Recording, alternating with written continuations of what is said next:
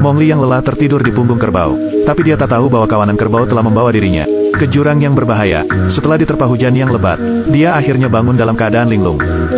Terjadi tanah longsor yang mengerikan di atas. Sebagian besar kerbau lantas terkubur hidup-hidup, dan seketika menyebabkan kekacauan. Demi bertahan hidup, Mowgli melompat dari tebing. Setelah berguling-guling beberapa kali, dia jatuh ke dalam sungai.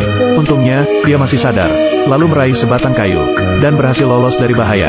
Setelah mencapai daratan, Mowgli datang ke hutan yang gelap. Saat itu, dia sangat kelaparan. Setelah itu, dia mengambil kulit ular yang besar di tanah. Tapi dia menyadari bahwa itu tak bisa dimakan. Jadi dia menjatuhkannya dan melanjutkan perjalanannya. Tak lama kemudian, Mowgli melihat seekor buah beri yang menggantung di atas pohon. Setelah dia mengambilnya dan memakan satu buah, seekor rakun kecil menghampirinya. Mowgli yang baik hati lantas memberinya satu buah. Tak disangka, lebih banyak rakun tiba-tiba muncul dan mencuri semua buah berinya. Mowgli lantas bergegas mengejar mereka. Tapi dia bukannya mendapatkan makanannya kembali. Dia malah masuk ke dalam habitat ular piton yang bernama Kaa. Mowgli lantas sangat ketakutan sampai tak berani bergerak. Mata Kaa seolah-olah memancarkan sihir. Setelah itu, Mowgli terus mendekatinya, dan malah lupa untuk kabur. Setelah itu, Kaa mengambil kesempatan untuk melilitnya, lalu membuka mulutnya yang besar.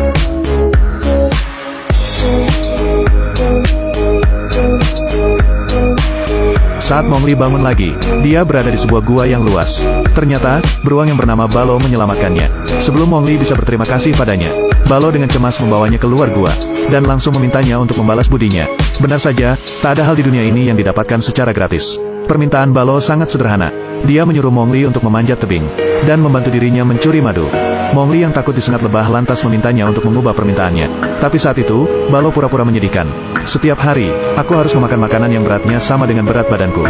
Kalau tidak, aku tak akan bisa bangun dari hibernasi. Mendengar itu, Mowgli merasa kasihan pada Baloo. Jadi dia tak punya pilihan selain menyetujuinya. Setelah itu, Mowgli mengambil sebuah tanaman merambat, lalu mengikat sebuah tongkat ke punggungnya. Cara unik itu langsung menarik perhatian hewan-hewan kecil di sekitarnya.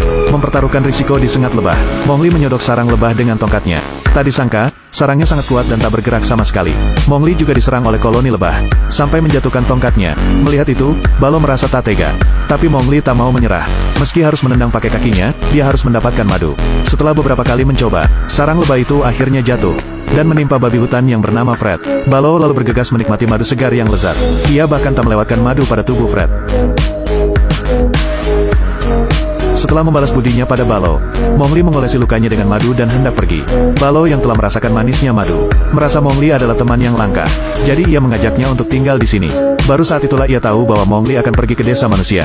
Demi bisa makan madu, Baloo membawa Mowgli ke sebuah bukit. Untuk pertama kalinya, Mowgli melihat dunia manusia yang terang benderang. Tapi dia malah menjadi ragu-ragu, karena dia dibesarkan oleh kawanan serigala.